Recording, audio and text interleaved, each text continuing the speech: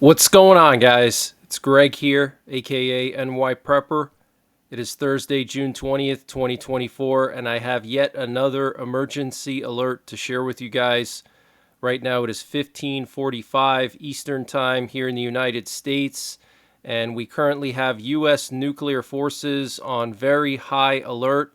We currently have 3 nuclear war command and control planes up in the air right now. We have one over the Atlantic, we have one that was over the Gulf of Mexico, and we have one heading down to the Gulf of Mexico right now. And these planes are responsible for communicating with our submerged nuclear armed submarines.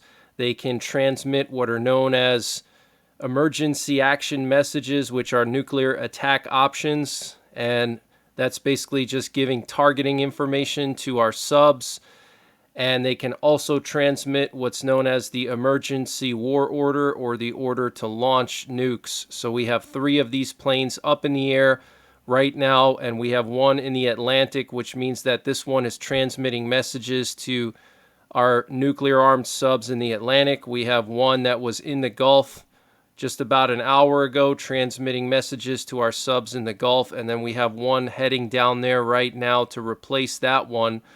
And then here we have a U.S. Navy E-2 Advanced Hawkeye that was doing loops off of Daytona Beach, and this could potentially be to keep an eye on the Russian warships and the Russian sub that have been off the coast of Florida for the past week or so. There was a massive amount of U.S. sub hunting assets off the coast of Florida and in the Florida Straits the past couple of days because of the Russian warships and the Russian sub. So this is very, very serious, guys. Our nuclear forces are on very high alert. And this was earlier today. We had a B-52 looping over Dayton, Ohio, near Wright-Patterson Airfield, which is like the Area 51 of the East. And this was right around noontime. And then we also had 2 more nuclear war command and control planes in the air for a total of 5 so far today. So we have some major breaking news coming in from Vietnam. Putin visited Vietnam today, and he said that Russia is considering changing its nuclear war doctrine due to developments, and he's considering lowering the threshold for the use of nuclear weapons. Okay, so Putin said today in Vietnam that due to all the latest developments in Ukraine, with the U.S. allowing Ukraine to use American weapons and Western weapons to strike Russian territory now, and with NATO countries threatening to send their troops to Ukraine, we now have Putin saying that they will lower their threshold for the use of nuclear weapons, guys. This is extremely concerning, and we know that Putin has moved all his tactical nuclear missiles right to the border of Ukraine and also to the border of Poland, the Baltics, and Finland. They just did a massive exercise in Russia with their Leningrad military district, which is the military district in Russia that borders all of Finland and the Baltics. And so they have tactical nukes positioned there right next to Finland. They have tactical nukes next to the Baltics. They have tactical nukes in Belarus positioned close to Poland. And then, of course, they have tactical nukes right next to Ukraine. So you see what's going on here. Okay, so Putin is getting ready to nuke Ukraine. I think we're going to see it, guys. Guys, there's a bad turbulence ahead. The economy is a minefield right now, ready to detonate and destroy the wealth and dreams of the unprepared. Bank failures, de-dollarization, and debt. But amidst the chaos, a beacon of hope emerges. Kevin Sorbo, screen legend Hercules, Christian actor and outspoken activist for the people, with his economic crisis toolkit crafted in partnership with the experts at Noble Gold, Sorbo is now on a mission to help everyday Americans navigate the coming nightmare. This shock-proof toolkit is your compass through the turmoil, with recession-proof strategies, inflation busting techniques, and opportunity seizing skills to help you not just survive, but thrive in the bedlam. The crisis threatens to derail your financial future, but you can now stay on track and emerge stronger than ever. And the best part, this shield of knowledge is yours, absolutely free. Don't become another casualty. Enlist in Sorbo's Wealth Warrior ranks today and arm yourself with the tools and tactics you need to protect your hard-earned assets. Visit noblegoldinvestments.com now and sign up for the Economic Crisis Toolkit. That's noblegoldinvestments.com. And I'm going to leave a link in the description and in the comments below this video. And we also have some major breaking news coming in from Guam. So B-2 stealth bombers arrived in Guam for the first time in 5 years. And what you're looking at here is video footage of these B-2s landing in Guam. Multiple B-2 stealth bombers flew to the Pacific last week to participate in a large-scale joint exercise around Guam, Palau, and the Northern Mariana Islands. During the deployment, the stealth bombers landed on Guam for the first time in years. Pacific Air Forces released images of the B-2s flying alongside F-35s and landing at Andersen Air Force Base in Guam on June 13th. While there, they participated in Exercise Valiant Shield, which concluded on June the 18th. The Air Force has not announced a B-2 landing on Guam since 2019 during a refueling stop for a Bomber Task Force mission. The bomber made several appearances over Europe in 2023 and crews deployed to Australia in 2022 as part of a bomber task force. Valiant Shield is a biennial exercise with the latest edition including all 6 services as well as international partners for the first time. Okay, so they did this exercise in Guam with stealth bombers with all 6 commands of the U.S. military. Okay, that's Navy, Air Force, Army, Coast Guard, Cyber, and Space Force, okay, all together, plus international partners for the first time ever. And this is the first time that B-2s have officially landed in Guam in 5 years, supposedly. Okay, I'm sure they've landed there before, but this is the first time publicly that they've landed there since 2019, when they only landed there just as a refueling stop. But they're actually now deployed in Guam is what it looks like to me. They've moved several B-2s to Guam. This is a huge sign that something is about to go down in the Asia-Pacific theater, okay, with North Korea and South Korea. Remember a couple of days ago, North Korea sent troops over the border into South Korea where they stepped on landmines, and those North Korean soldiers got blown up on landmines. And then there were 2 other instances where South Korean troops had to fire warning shots at North Korean troops that were trying to cross into South Korea. Okay, so this is very, very serious, guys. As part of the exercise, forces conducted a sinking exercise on the decommissioned hulk of an amphibious transport dock, launched high-altitude balloons from Andersen, conducted nighttime flying operations, and more, to build real-world proficiency in sustaining joint forces by detecting, locating, tracking, and engaging units at sea, in the air, in space, on land, and in cyberspace in response to a range of mission areas, according to a Navy release. The Air Force in particular contributed a host of forces to the exercise. In addition to the B-2s from Whiteman Air Force Base, the exercise included F-22s from Joint Base Langley, Houston, Virginia, and Elmendorf Air Force Base, Alaska, F-16s from Misawa Air Base in Japan, C-17s from Joint Base McGuire-Dix in New Jersey, C-130s from Dyess Air Force Base in Texas, B-1s from Ellsworth Air Force Base in South Dakota, and the C-130s in particular participated in a maximum endurance operation to get to the exercise, echoing the epic 26-hour flight another C-130J crew took from Dias to Guam in April. Two C-130Js equipped with conformal fuel tanks flew 22 hours from Texas to the Pacific with a quick stop in California, while two others made an additional stop. So you see what they're doing, guys? They're practicing rapid deployment. If they have to scramble C-130s in the air and send them from the continental U.S. to the theater in Asia without stopping, they can now do that because they've tested it.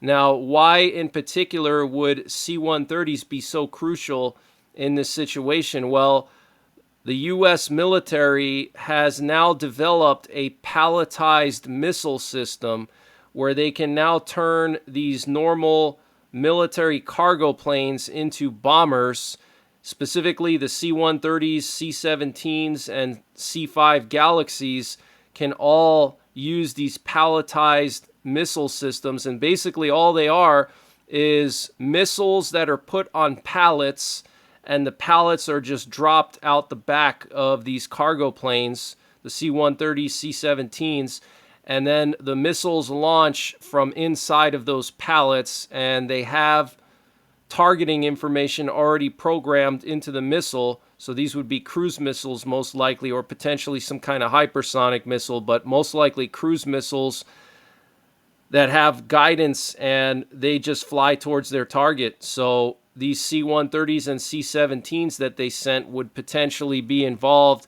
in some kind of bombing mission. Here's some pictures of the B-2s. You can see them sitting here. I want to remind you guys that no country in the world, not China, not Russia, nobody has functioning stealth bombers. We have dozens, actually like 24 functioning stealth bombers, okay? And we're now building the new B-21 Raider, and they're going to build like 100 of those, okay? And the B-21 Raider is actually going to be fully autonomous. It's going to be controlled by AI, which is kind of scary. Reminds me of the Terminator movies, but here's another picture of the B-2. And here we have some more pictures. You can see the B-1 over there. You can see an aircraft carrier. You can see multiple warships with the aircraft carrier, and you can see some F-35s escorting the B-1. So absolutely crazy, guys. Okay, the U.S. military is not screwing around. Okay, we are the most powerful military in the world. Okay, America has the most powerful military in the world. So this is very, very serious. And the B-1s and F-22s took part in a formation flight over U.S. Navy and Japan Maritime Self-Defense Force ships to kick off the exercise on June 7th. So that's what we're looking at right here. These look like Japanese and American warships that they flew over. So this is huge news, guys. Neither Pacific Air Forces nor Whiteman Air Force Base have disclosed what missions or training the B-2s participated in during the exercise. And I want to update you guys on the situation in Israel. That's continuing to escalate. It looks like Israel is on the verge of invading Lebanon. Israel and the United States will shift most of their resources from the southern part of the Gaza Strip to northern Israel due to the expectation of war with Hezbollah. This comes a day after the U.S. urgently deployed the Gerald Ford Carrier Strike Group to northern Israel area. And the IDF Chief of Staff Herzi Halevi notified Israel's political leaders that the Israeli military is ready for war with Hezbollah.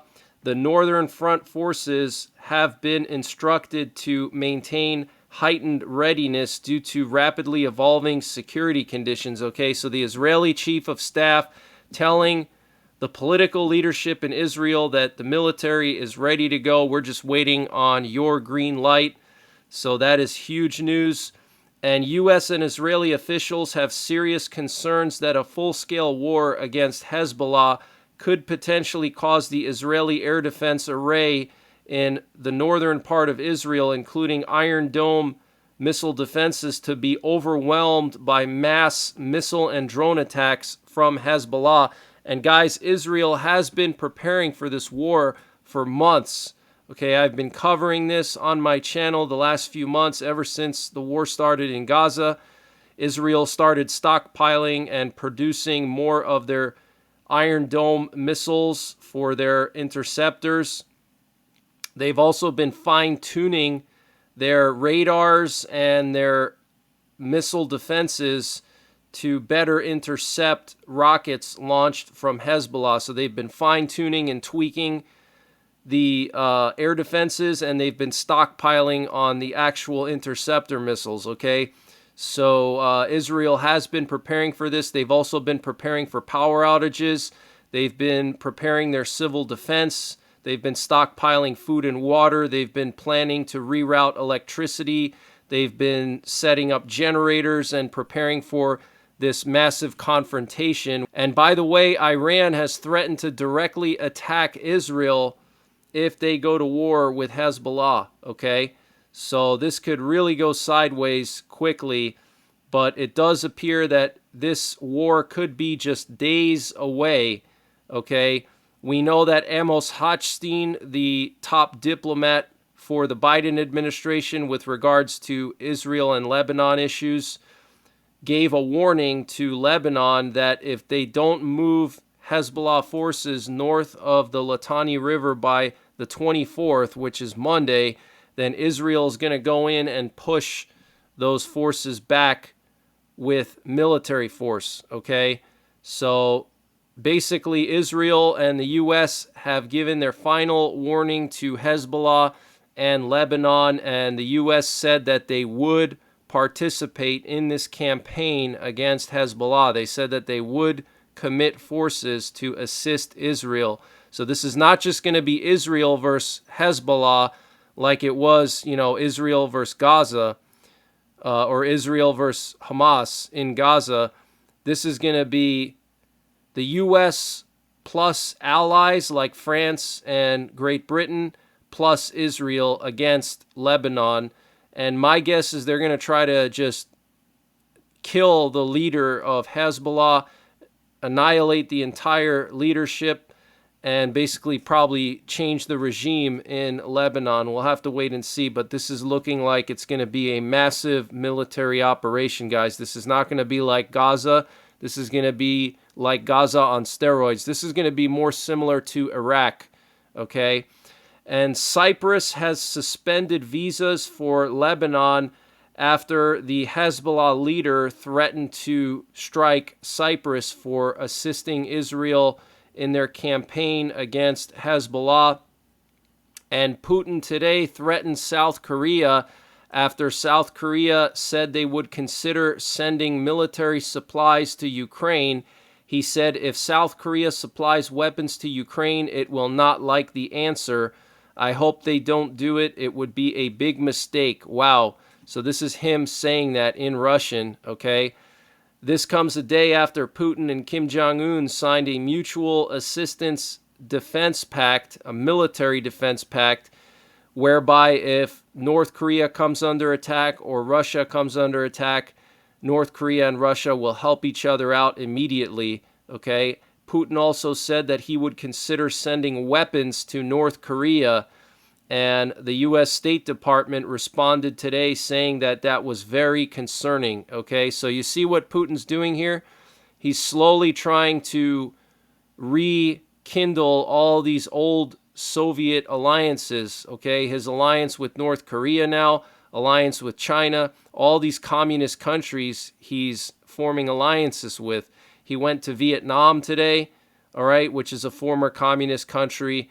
So this is extremely serious, guys, okay? And I do believe that Putin has something big planned.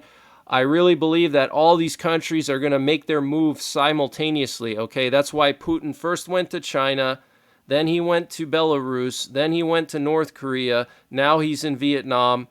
I think that basically all these countries, North Korea, China, Russia, and Iran, are all going to make some kind of move at the same time to overwhelm us, okay? And that's why Putin went to North Korea and signed this mutual defense pact, because North Korea wants to make sure that they have the full backing of Russia when they attack South Korea. So this was basically Putin giving North Korea the green light to attack South Korea, but I think it's all going to happen at the same time. China's going to attack Taiwan.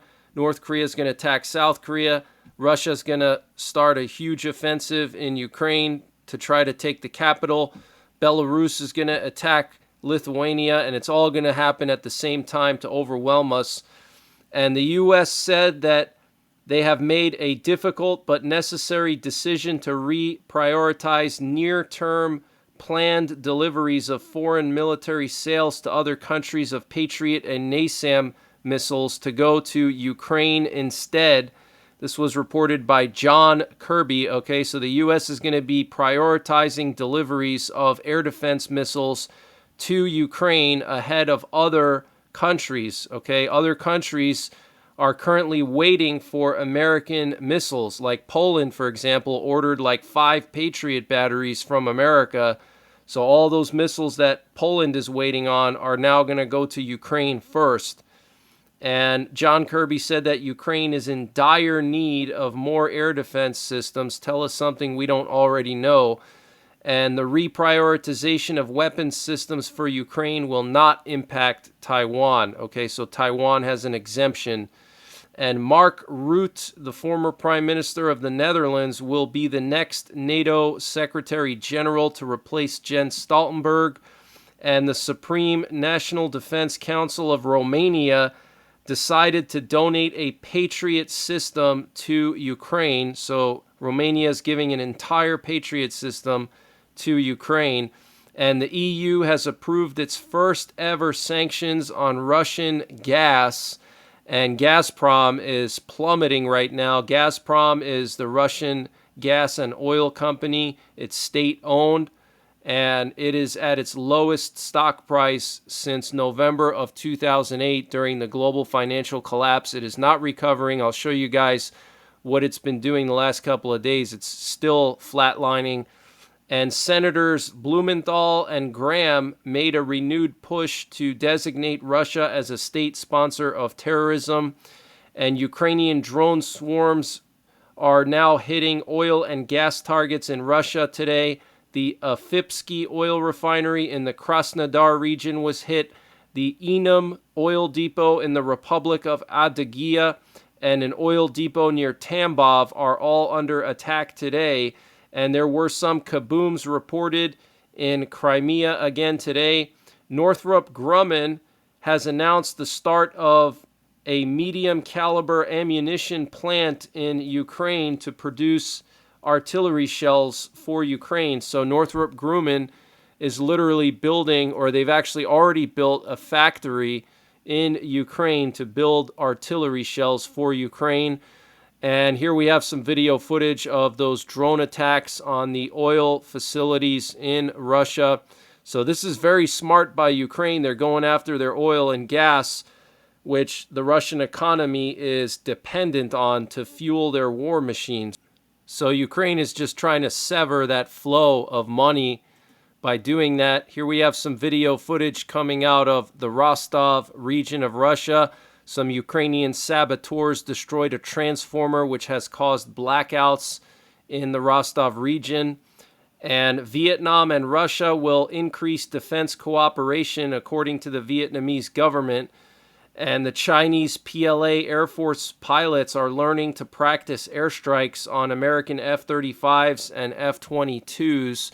I want to remind you guys that Denmark has warned its citizens to keep supplies of food and water and iodine pills and to prepare for crises. Okay, this is very, very concerning, and it means that something big is about to go down. We have multiple European countries telling their citizens to prepare. We had Poland conduct a massive emergency preparedness exercise in Warsaw with the Polish military, Polish National Police, and Polish fire departments and first responders, and they were trying to prepare shelters for all of Warsaw's residents, up to 3 million people. And they identified several Polish metros that are underground and underground parking garages that they could use to move people in Warsaw to protect them from radiation and bombs, okay? And also Poland's energy companies, specifically in the Warsaw area, were trying to figure out how to reroute power and to set up generators and stockpile on generators and food and different supplies as well. Okay, so this is extremely serious, guys. Europe is planning for a showdown with Russia. Here we have the stock price of Gazprom. You can see currently it's at 115 rubles per share. This is the lowest since November 2008. Okay, during the height of the financial collapse in 2008. It hasn't been this low since then, so that's the lowest in 15 years. Okay, and it's not recovering, guys. Let me show you the last 5 days. You can see over the last 5 days, it's been going down. It dipped down actually last night and yesterday, and it's kind of recovering a little bit, but it's not going back up really. It's still continuing its downward trend. So this is very bad. It means that Russia is facing some economic problems in the near future, and this could push Putin over the edge and motivate him to do something drastic like nuke Ukraine to try to turn the situation around. Here we have a picture of some mock-up American fighter jets, specifically F-35s and F-22s, that the Chinese Air Force is practicing bombing. And we have two massive sunspots that are capable of producing X-class flares. We have 3712 and 3713, and they're actually Earth-facing right now. Look at how massive 3712 is, about the same size as that massive sunspot a few weeks back that generated the global auroras. Okay, and remember, a lot of Christian prophecy talks about these global auroras, lights in the sky, before World War III begins. And we had actually global auroras a year before World War II kicked off. In 1938, there was a global aurora, and Catholic prophecy talks about this light in the sky that would be seen right before World War II. And sure enough, World War II kicked off. So maybe World War III is going to kick off this year or next year. I don't know. But very weird things going on. We currently have 3 tropical systems in the Atlantic Basin. We have Tropical Depression Alberto over Mexico right now. It just made landfall a few hours ago, and southern Texas appears to be in the clear now. Slowly things are clearing up over there. We have another disturbance with a 50% chance of development in the Gulf of Mexico. We also have this disturbance off the coast of Florida that has a 40% chance of development. Okay, so we have 3 systems already, and it's not even July. All right, we're heading into a strong La Nina, and La Ninas favor very strong Atlantic hurricane seasons and strong northern hemisphere winters. Okay, so after this monstrous hurricane season, we're going to have to deal with a monstrous winter in the northern hemisphere. So make sure you're prepared for both of those things. Make sure you're preparing for landfalling hurricanes along the eastern seaboard of the United States and the Gulf Coast, and then prepare for a lot of polar vortexes and a lot of snow in the northern hemisphere this coming winter. Now it's summertime, perfect time to prepare your house and your gear for winter. Okay, prepare your vehicles as well. But that's the latest breaking news that I have. I will be back later on tonight with more breaking news. Make sure you're subscribed. Hit the bell icon down below so you get notified when I post these updates. And when Israel invades Lebanon, I will be going live 24/7, so make sure you have the notifications turned on. Also follow me on Telegram and Twitter. I post everything there that I post here. So if you follow me there, you'll never miss an update. And until later on, take care, God bless, and don't forget the 3 Ps. Prepare, practice, and persevere. And this update was sponsored by My Patriot Supply. Guys, My Patriot Supply is doing a discount on their 1-month emergency food supply. And to get the deal, you got to go to preparewithNYPrepper.com, and the link is in the description below this video. This is a 1 month freeze-dried food supply. It has a 25-year shelf life. Normal price is $237. They've dropped it down to $177. So that's a savings of $60. And it's all packed within 2 rugged, water-resistant buckets. Free shipping is included. $177 for 1 month of food. Where are you going to find a deal like that?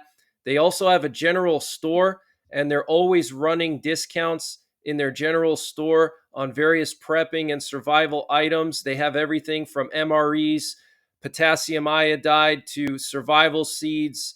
And to get to their general store, you got to click on the My Patriot Supply logo at the top of the page when you get to preparewithnyprepper.com. And you'll see when you get there, they have everything you can imagine.